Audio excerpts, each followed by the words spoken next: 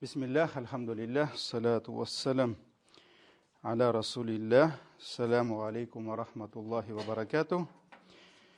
Бүгін, иншалла, білкі тамамлар бізді. Балалар темісім. Хәм ұзған дәрісті біз сіздің білән нәрсе дедік. Кіші үстінде әтияни хақы болған кібік. Балалар үстінде әтияни хақы болған кібік, әтиянилер үстінде де бала хақы бар. Шулай бит. Һәм мизанға қойсаң, әлбәттә әтияни хақы турында аятлар, хадислар күбрәк. Аллаһ Тәгалә ничә аятта үз хақы белән бергә куйды. Шулай бит. Ва бил валидейни ихсана диде. Анишкурли вали валидейка диде. Шулай күрә мизанда әтиянинең хақы авыррак, ләкин бала хақы алданрак дип әйтелә. Шулай бит вакыты ягыннан. Ни өчен? Чөнки әни баласыннан хөрмәт күрсен дисә, вакытында балаларга хөрмәт күрсәтеп, ягъни дөрес тәрбия бирергә тиеш. Шулай бит. Кызлар мәсьәләсенә керәбез дидек, шулай бит.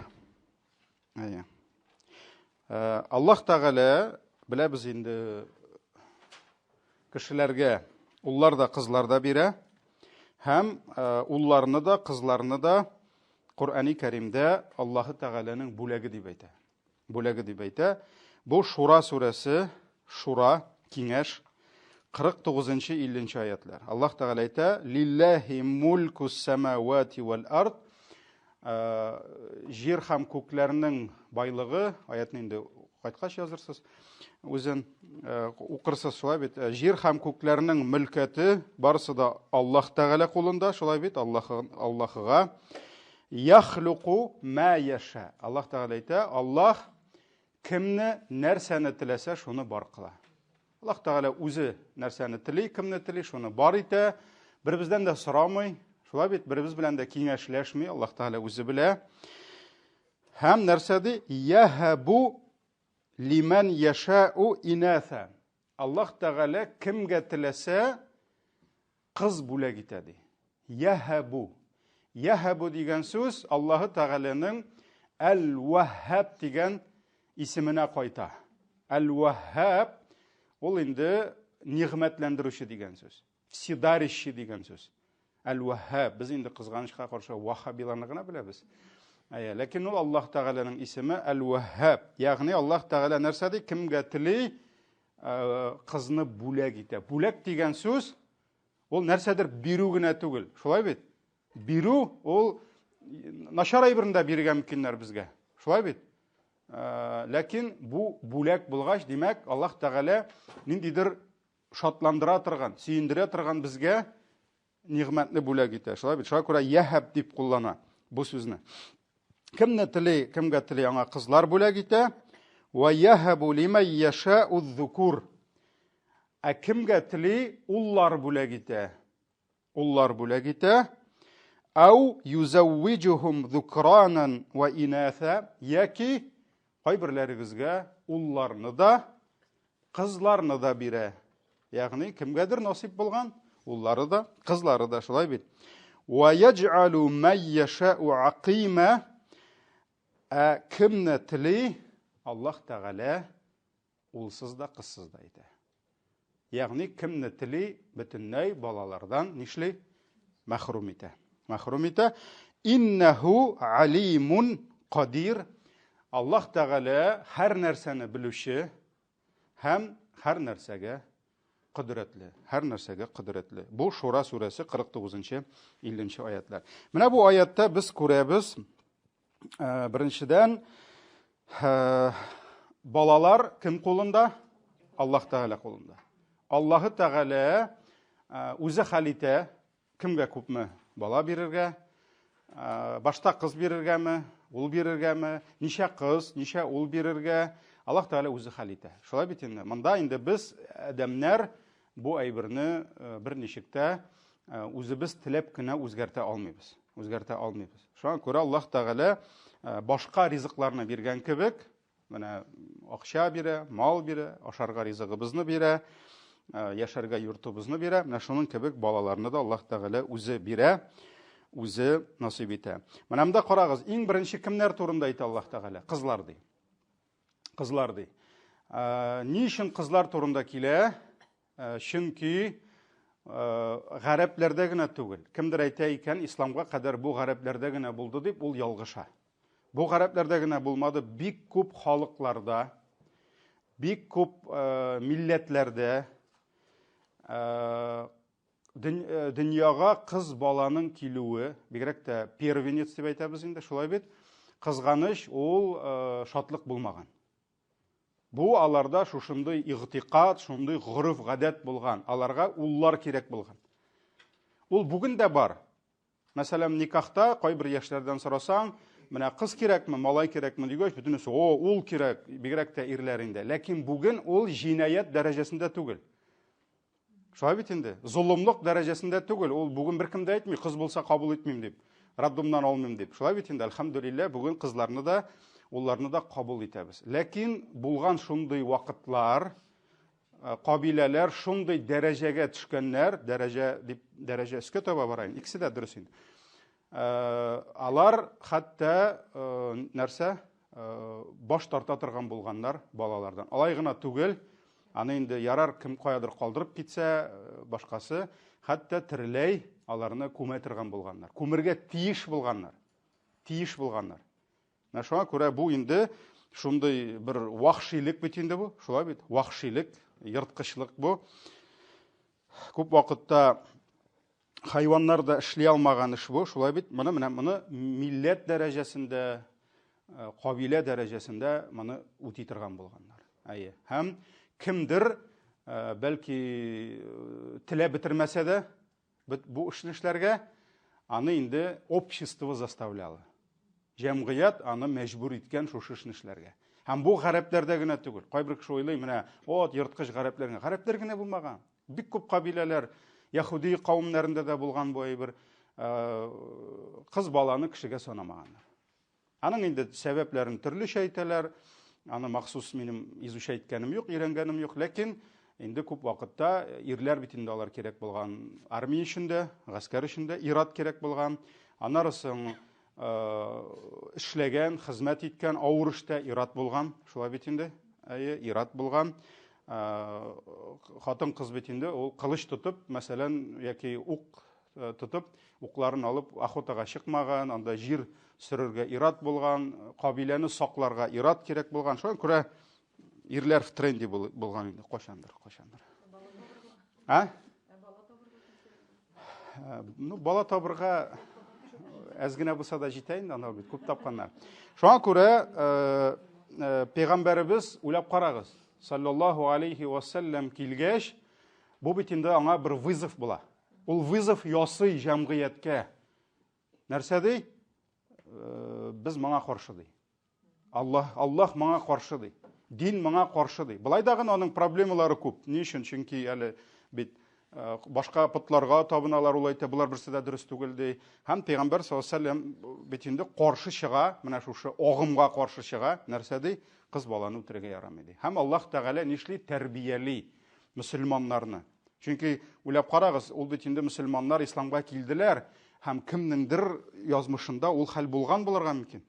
Ул уже өлгергән, шулай бит инде. Менә мәсәлән, мин хәтерләмим исемен, бер сахаба була. Аны әйтәләр инде, ул бер кашында елмаймады ди. Гел кайгылы иде ул ди. Гел хәсрәттә иде ул ди. Шуннан Пәйгамбәр саллаллаху алейхи ва саллям ул бит инде күрә белгән. Кемнең йөзендә нәрсә ул күрә белгән. Һәм ул кешенең шундук нишләгән?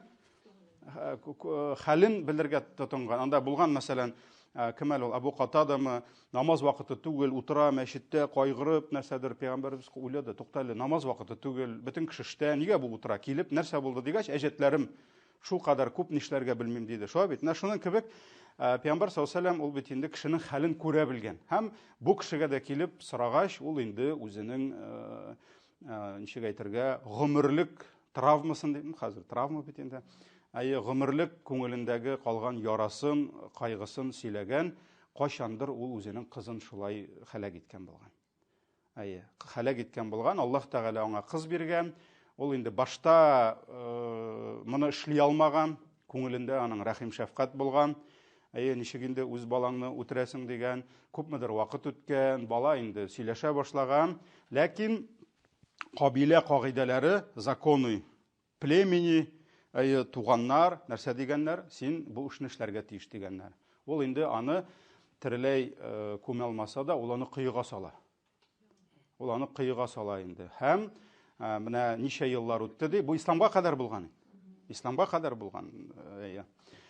Һәм менә күпме вакытлар үтсә дә ди, мин ди аның мине чакырганын һаман колагымда ишетәм ди. Ул һаман мине чакырган кебек ди. Менә ул бит инде әти дип, ул аңламый бит инде әтисе хәлак иткәнне. Шулай бит инде кыйда калдыргач, ул инде шулай әти дип мәндәшә, һәм менә һаман шушыны искә алып, ул инде аның елмайганы да юк иде. Һәм Пәйгамбәр саллаллаһу алейһи ва сәллям инде аның күңелен тынычландырырга тырыша. Менә шуңа күрә ул бит инде былай карасаң, без аны тиз генә ишетәбез дә китәбез. Җомга хутбәләрендә, ниләрдә, ул бит это же целые судьбы. Бу бит кешеләрнең язмышлары булган. Ул кеше гомер буе шуны исенә төшереп яшәгән. Шулай бит, бу бит ялгышлык белән булмаган инде. Бу бит осознанно булган. Менә шуңа күрә Пәйгамбәрбез саллаллаһу алейхи ва сәллям килгәч, Аллаһ Тәгалә Коръәндә нишли кешеләрне тәрбияли. Бу җахилият калдыклары, ул бит бер көндә бетмәй. Кеше исламга килде дә, битте түгел, ул бетмәй. Һәм Пәйгамбәрбез нишли Аллаһ Тәгалә аятлар белән, Пәйгамбәрбез хәдисләре белән кешеләрне тәрбияли. Һәм Аллаһ Тәгалә нәрсә ди? Иң беренче кызлар бүләк итә ди. Ягъни кызлар да Аллаһның зур бүләге икәнен күрсәтә. Башта кызларны әйтә, аннары соң улларны әйтә. Шулай бит инде. Һәм теләгәнгә кыз да бирә, ул да бирә, кемгәдер? Кемнеңдер юк, кызы да юк, улы да юк. Син кызыңны нишләтмәкче буласың? Шулай бит инде. Ягъни бу аятлар нишлиләр? Тәрбиялиләр. Чөнки безнең бит инде пилотный проект дип әйтик миндә, шушы сахабалар. Хәзер аларны тәрбияләргә кирәк, шундый дәрәҗәдә алар үрнәк булып калырга тиеш, дөнья беткәнче. Шуңа күрә тәрбия башланды. Иң беренче Аллаһ Тәгалә әйтә, туктагыз, кызлар башлады. Кызлар бүләк итәм, аннан уллар ди. Шулай бит. Һәм кемне телим, кыздан да, улдан да мәхрүм итәм ди. Шуңа күрә кемгә инде балалар насип булмаса, беләбез инде, нишлисең, андый гаиләләр дә бар. Шулай бит, 5-10 ел яшиләр. Тагын да күбрәк, әлбәттә, ул инде ярар миңа инде килмәде, насип булмады дип, Аллаһыдан сорауны туктарга ярамый. Мәсәлән, без беләбез, бу сынау пәйгамбәрләргә килде. Кемнәргә килде бу сынау? Закарияга килде, тагын Ибраһимга килде. Шулай бит инде, ничә еллар алар бит инде Аллаһтан сорадылар. Ничә еллар былай сорап карадылар, былай өметләрен үздиләрме? Алар бит инде әле пәйгамбәрләр, аларның Аллаһка йөрәкләре тапшырылган, иманнары безнеке кебек кенә түгел, ләкин Ибраһим галәйһиссәлам да Рабби хабли минас салихин диде. Рабби хабли, хаб, яхабу, вахаб. Подари мне минас салихин, изге нәсел бир миңа диде. Шунда бер бала бирсәң ярар инде димәде, нәсел бир миңа изге диде. Ибраһим нәселе, пәйгамбәрбез. Шулай бит инде, иң хәерле нәсел. Һәм Ибраһимның нәселе дөнья беткәнче дәвам итәчәк. Шулай бит инде. Дугасы кабул булдымы? Менә шуңа күрә аңа бит инде 80-нән өстә иде. Карагыз, 80-нән өстә, әле ул һаман дуга кыла. Аллаһтан сорый, Аллаһ бирүче. Шулай бит, Аллаһ Тәгалә бирде. Берне генә түгел, әллә ни кадәр бирде. Шулай бит. Аннары соң инде Закария, аның инде хатыны авыру иде. Авырлы түгел, авыру иде, ширле иде. Балага узалмады. Закарияның чәчләре, сакаллары агарып бетте. Все, бабай уже. Нәрсә диде? Әгәр дә син миңа бирмәсәң, миңа тәрбияләргә иманлы нәсел бетәчәк диде. Бетәчәк диде. Иманлы кешеләр кая? Юк. Бир миңа диде, шуларны тәрбияләргә. Мәрьямне дә ул тәрбияләде бит әле. Шулай бит. Шулай иттереп, Аллаһ Тәгалә инде ул тәһаҗҗүд намазында булдымы, укыганда фәрештәләр килде күктән һәм нәрсә диде? Аллаһ Тәгалә сине сөендерә, ул сиңа Яхья исемне ул бирә диде. Шулай бит? Ул бирә диде. Һәм нәрсә диде? Чәчләрем агарып бетте бит инде ди. Кая миңа ул инде ди. Хатыным авырга узалмый ди. еккә уза алмый ди. Шуннан соң нәрсә? Кәзалика кала раббук. Моны ди Раббың әйтте ди, без түгел. Моны Раббың әйтте ди, Раббың нәрсә тели, шуны кыла. Шуңа күрә Аллаһ Тәгалә Закарияга да бирде. Балаларга омтылу, балаларны сорау, балаларны теләү, балаларны көтү ул табигый нәрсә. Никахтан соң да егет белән кызның әти-әни буласы килә. Шуңа күрә бүген дә галимнәр, зур галимнәргә килгәч, имамнар, алар киңәшләр бирәләр. Ни белән генә түгел, медицина ягыннан гына түгел, рухи яктан да балаларны сорап алырга, ризыкны бит эшләп кенә түгел, сорап та алырга кирәк әле. Чөнки Аллаһтан сорап бирмәгәнне эшләп бирми ул. Менә шуңа күрә инде күп галимнәр, мәсәлән, истигъфар әйтергә кушалар. Кемнәрдер истигъфар әйтергә кушалар, бик күп истигъфар әйтте, чөнки факульту стагфиру раббакум иннаху кана гаффара. Нух сүрәсе бар 9-нчы, 10-11-нче аятлармы. Анда бит инде килә, мин аларга әйттем, Аллаһка истигъфар кылыгыз.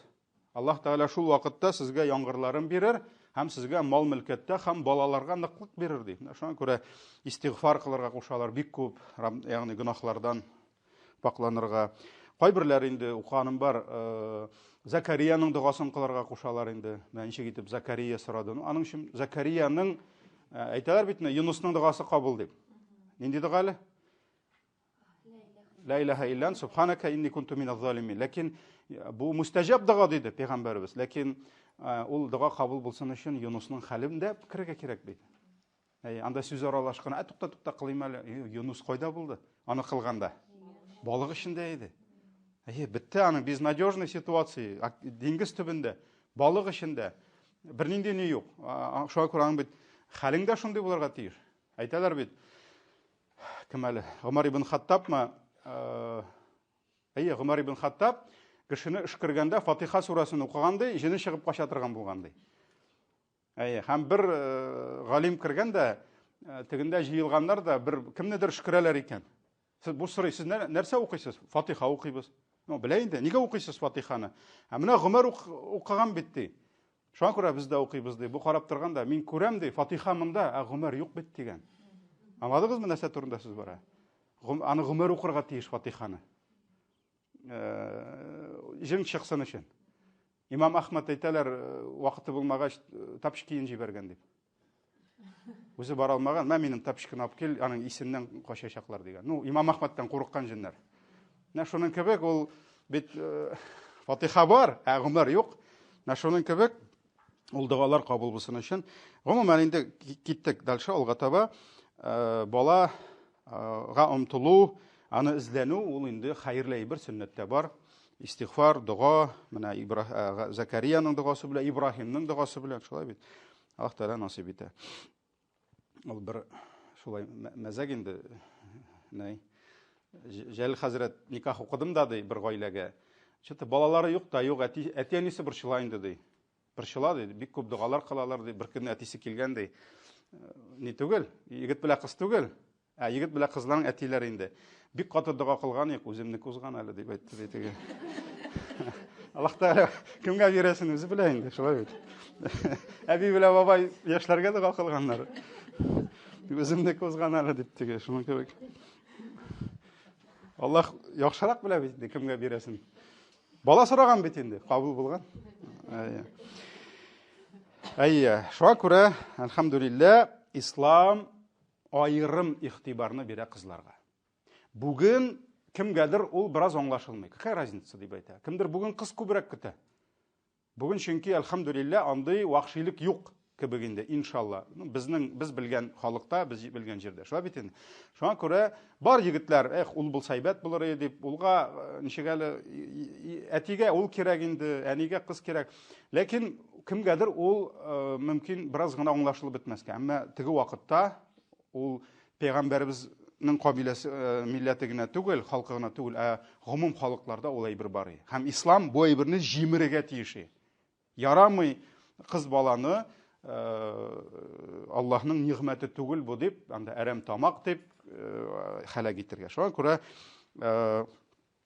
исламда менә бу айрым кыз балаларга игътибар бирү, аларны ярату, аларның туганнарына, тууларына сүйіну, шатлану, бу инде айрым игътибарга лайык инде. Маңа Нәхл сүрәсе умарта 58-59-ны укысагыз да була. Бу инде шул вакыттагы халыкларның шулай ук халәте нәрсәди? Ва иза Аллаһ Тәгалә әйтә: "Ва иза бушшира ахадухум бил унса", әгәр дә аларның берсе ди кыз белән сөендерелсә ди, карагыз, сөендерелсә, бушшира ди. Башир, әл-Башир, сөендерүче. Шулай бит инде. Мәсәлән, Баширов фамилиясе бар, сөендерүдән алынган.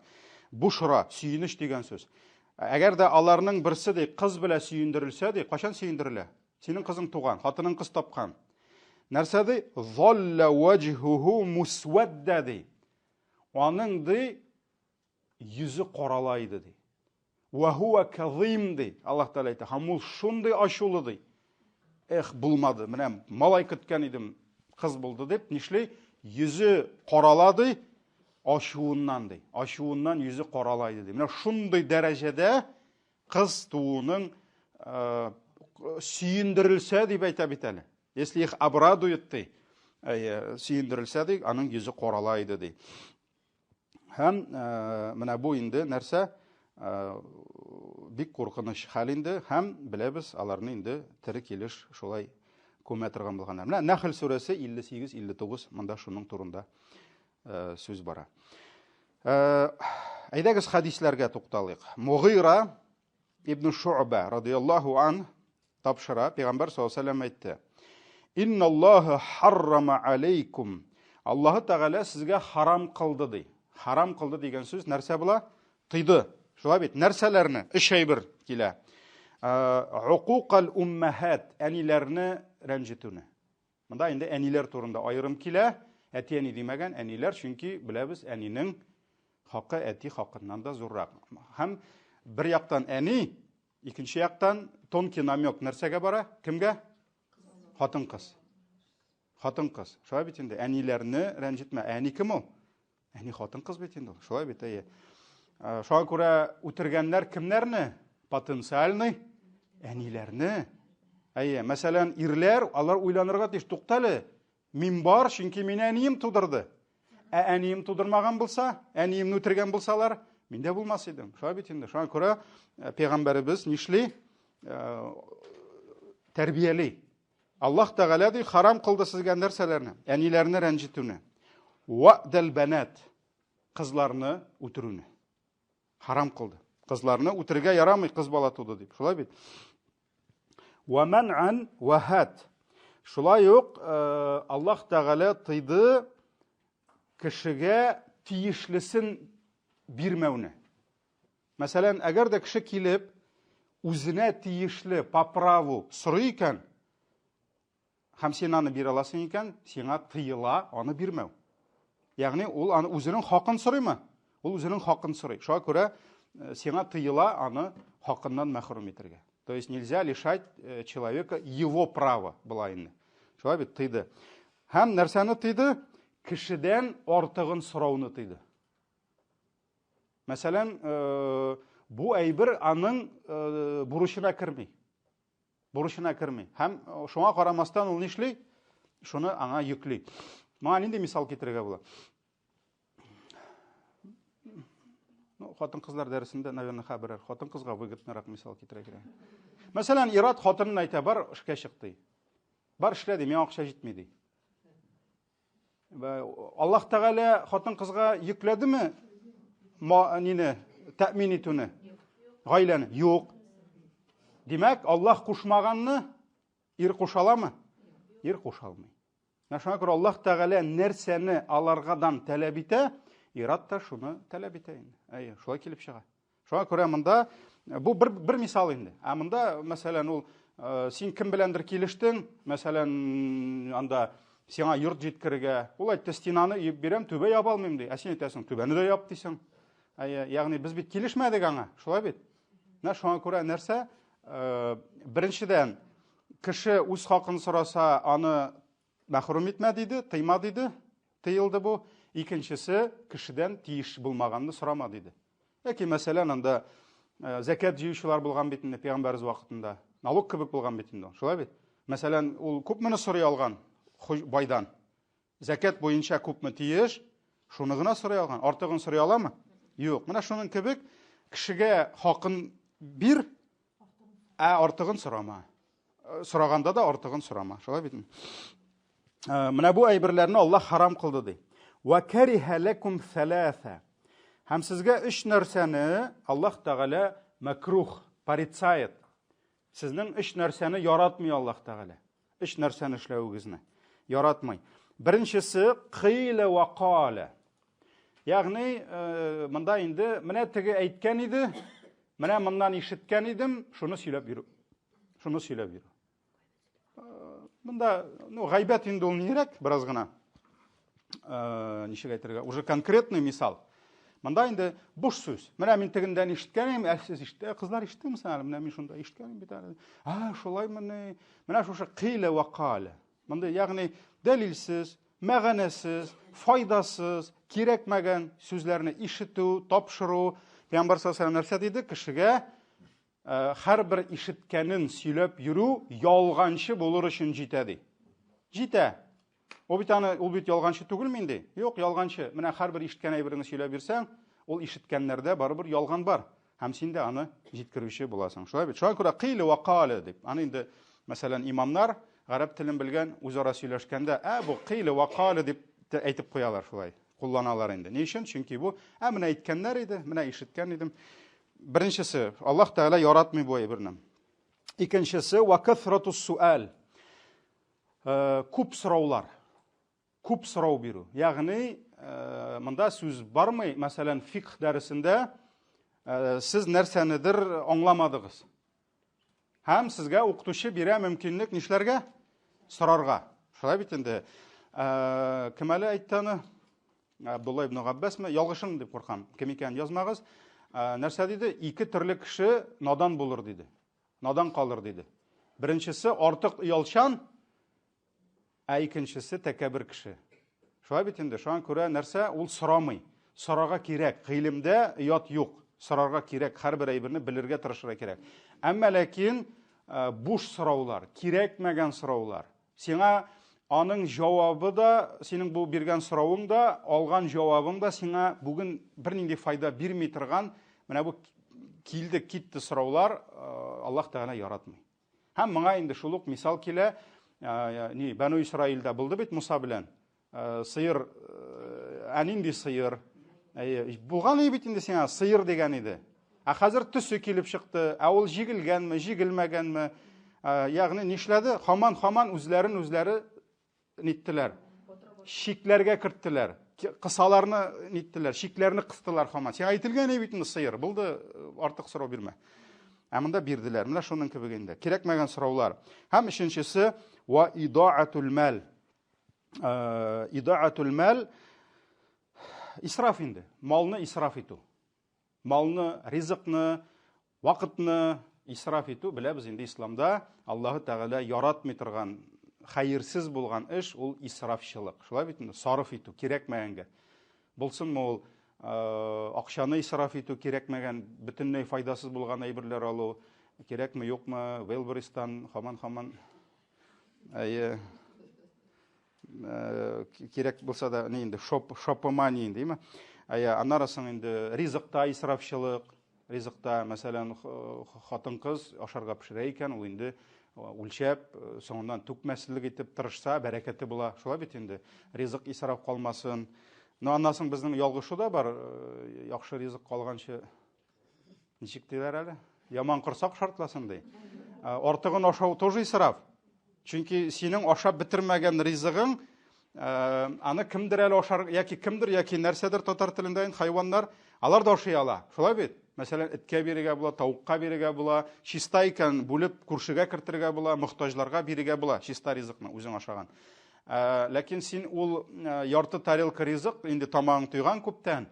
Мәсәлән, анда хатын әйтә яки әни әйтә, давай улым ашап бетер, әрәм булмасын дип. Ул нәрсә? Синең бу организм хәзер нишле үзенекен алды бит инде ул. Организм әйтә, миңа кирәкми ди. Все булды ди. Юк, сиңа кирәк әрәм була ул. Салада организм нишле? тегене свалкага каядыр этергә тырыша. И нишли сәламәтлеккә зыян килә. Аннан бит инде ул аны бит эт ашамый, бер нәрсә дә ашамый, синең эчеңдә калган әйберне. Шулай бит. Менә шуңа күрә нишли? Ул да исраф. Ул да исраф. Теге ризык калмасын дип ашыйбыз. Ул да исраф. Шуңа күрә исрафчылык, артык мал тоту, роскош дип әйтергә була инде. Менә ул әйберләр Аллаһ Тәгалә яратмый. Бу Бухари, Муслим риваятләрендә килде. Менә монда да инде күрәбез. Тонкий намек, әниләр, хатын-кыз, әниләрне рәнҗетмәгез диде, һәм кыз балаларны үтермәгез диде. Шулай бит. Мондай хадисләр күп, ләкин без инде бөтенесенә тукталмыйбыз. Ислам дине кыз балаларны кайгыртырга, аларга тәрбия бирергә, аларга белем бирергә, чөнки әниләр, алар инде надан булсалар, надан ананың алдында надан бала үсергә мөмкин. Шулай бит инде. Шуңа күрә гыйлем алу, гыйлем бирү ул инде һәм шушы кыз баланы җәннәткә юнәлтү, җәһәннәмнән котылырлык итеп тәрбияләү бу шулай ук инде нәрсә? Әти-әни өстендә бурыч булып тора. Ягъни бу кыз бала булды дип, аны хәлак итәргә ярамый. Хәлак итү дигән сүз тугашта үтерү, аннан соң киләчәктә инде нишләү? Яра кыз бала. Артык аңа игътибар бирмәгез дип, алай ярамый. Аны җәннәткә илтерлек, Аллаһның рәхмәтенә ирешерлек итеп тәрбияләргә безнең үстебездә бурыч булып тора. Алга таба Абу Дауд риваятында килә, Абдулла ибн Аббас, Аллаһ разый булсын, бу инде пәйгамбәребезнең троюродный булайын, шулаймы?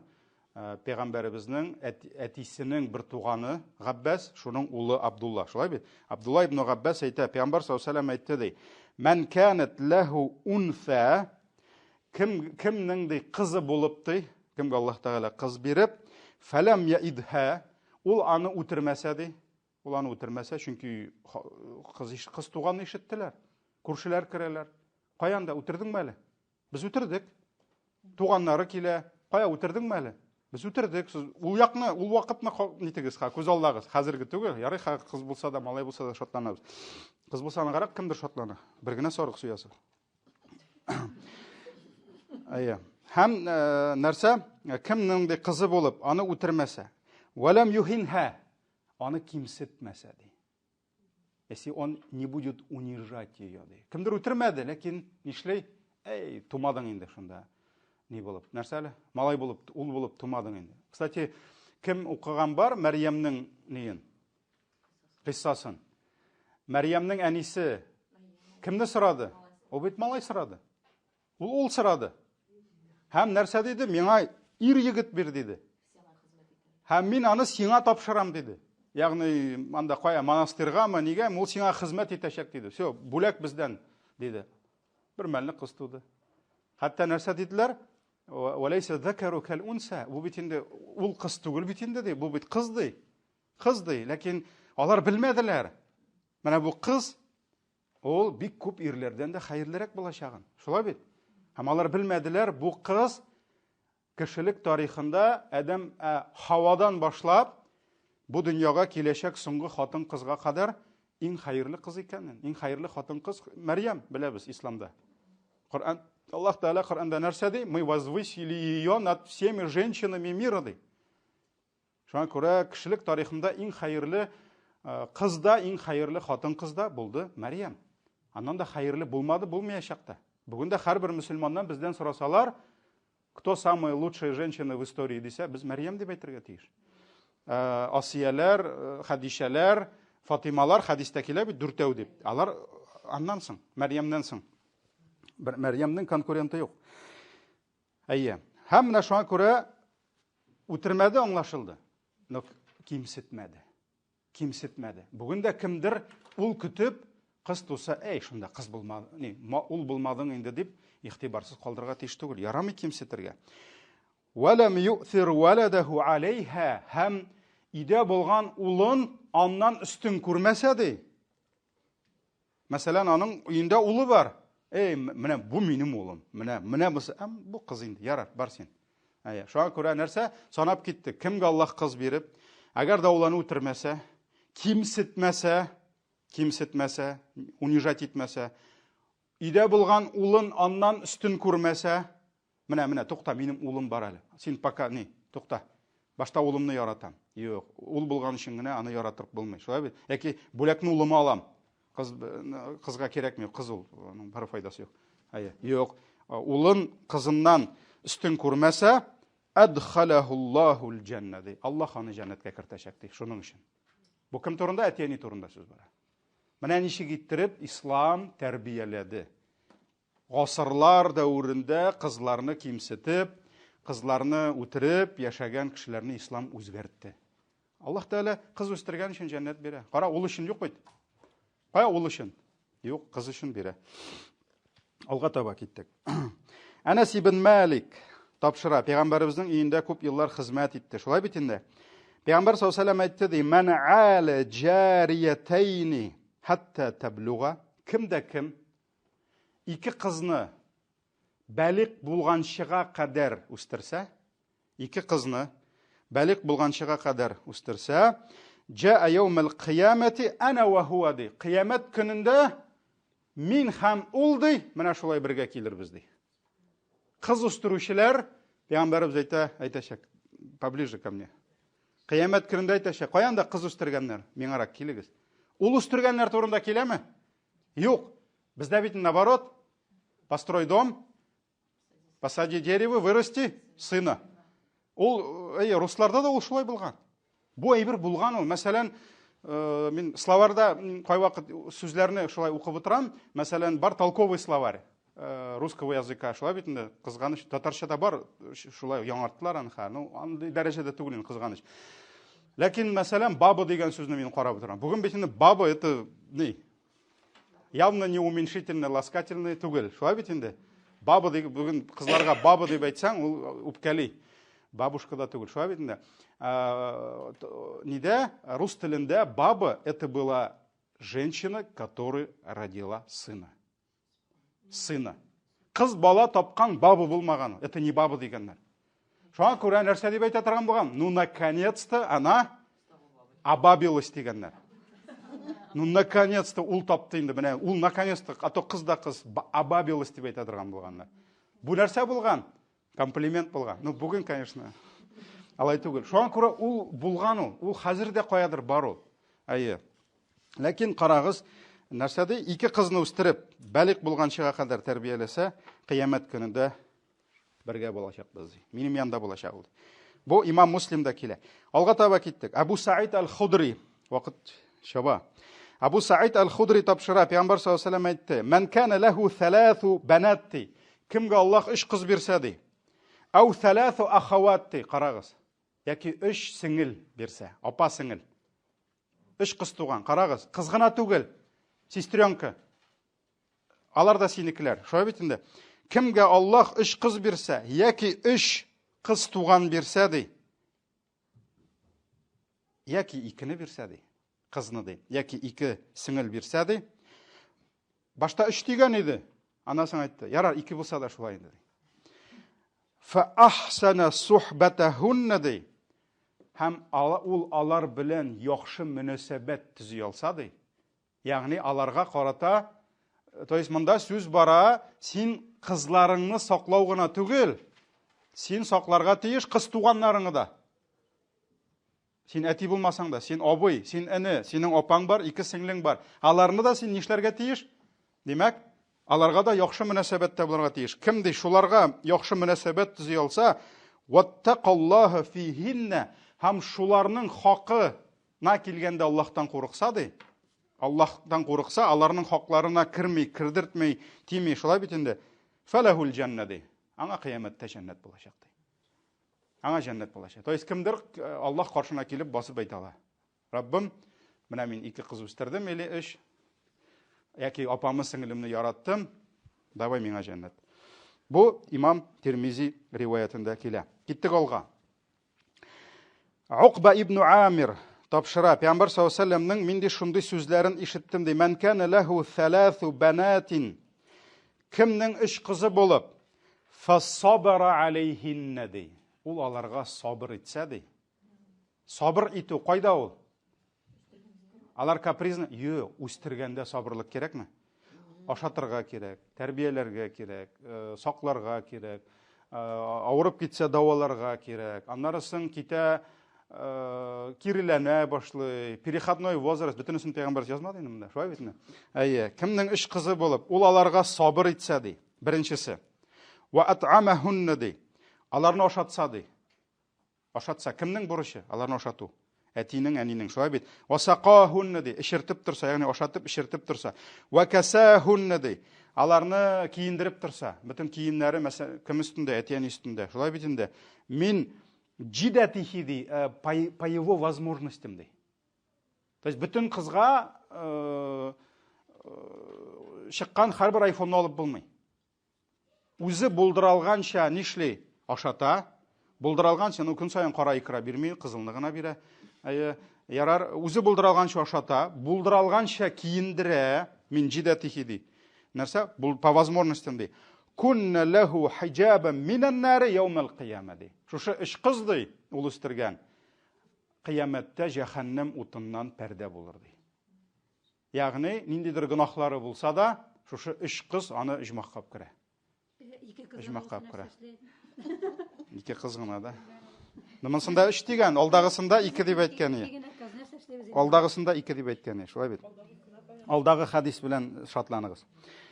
Кемнең эш монсы белән дә. Киттек алга таба. Джабир ибн Абдуллах радиллаһу анху тапшыра.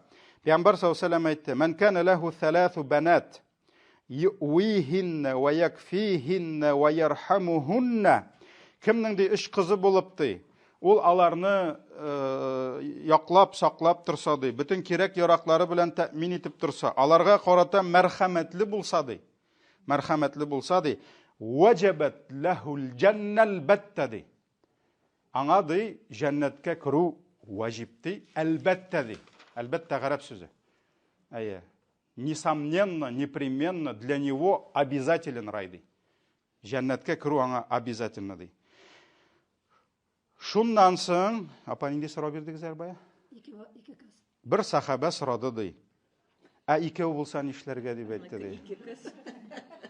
Пәйгамбәрбез әйтте, 2 булса да диде. Булдымы? Не ярый сахабалар сорау биргәннәр әлеме? Пәйгамбәрбез 3 дип гәне, анда берәү әйтте, 2, аның да күрәсең 2 генә булгандыр инде. Пәйгамбәрбез 2 булса да диде. Әйе. Бу Бухари риваятында килә, Адабул Муфрадта инде. Бер турында әйтмәде инде, белмим. Әйе. Ярар, безнең калды 5-6 минут. Әйдәгез, тамамлыйбыз. Кыз бала дидеген, шулай бит, кыз бала белән тамамлыйбыз. Менә мин үземә сорау биргәнем бар.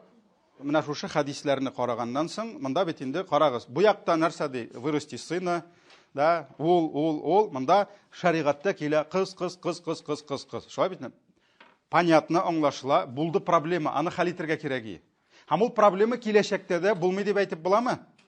Булмый. Каядыр Африкада, каядыр башка җирдә, каядыр иртәгә Европада яңа секта килеп чыгачак та әйтәчәк, все кызларны будем истреблять. Монда феминисткалар, монда ниләр. Шулай бит. Шуңа күрә белеп булмый. Исламда бөтен әйбер куелган. Хатын кыз, кыз баланың дәрәҗәсе. Шуңа күрә мин үземә гел сорау бирәм. Нигә кызлар? Ул бит инде бүген без кызлар үтермибез. Но бит аятның, хадисның актуальность югалмый. Әйе. Шуннан соң мин изли башладым. Галимнәрнең, шәйхләрнең кайбер хезмәтләрен һәм бик кызык аңлатулар таптым. Нәрсә дип әйтә? Карагыз. Нәрсә дип әйтә? Нигә кыз үстергәнгә җәннәт? Нигә кыз үстергәнгә җәннәт? Үстердең, кияүгә тапшырдың, җәннәт. Шулай бит инде. Кайбер шәйхләр бик кызык аңлатма бирәләр. Нәрсә диләр? Кеше улны үстерә. Кеше улны үстерә үз өчен. Хәзер аңлатам нигә. Әти-әни ир кеше өчен һәр вакыт беренче урында кала. Бер кашанда әти-әнинең исән бала торып, иргә хатын беренче урында түгел. Мин аңлыйм инде хатын кызлар миште хәзер монда да. Әйе, ләкин бу шаригат. Бер кашанда аның балалары, хатыны, анда кемнәрдер әти-әнидән алда була алмый. Мин никах сайын әйтәм. Егеткә карап, менә мондагы әниең синең өчен һәр вакыт беренче урында. Әйе. Шуңа күрә ирне үстерә кеше үз өчен.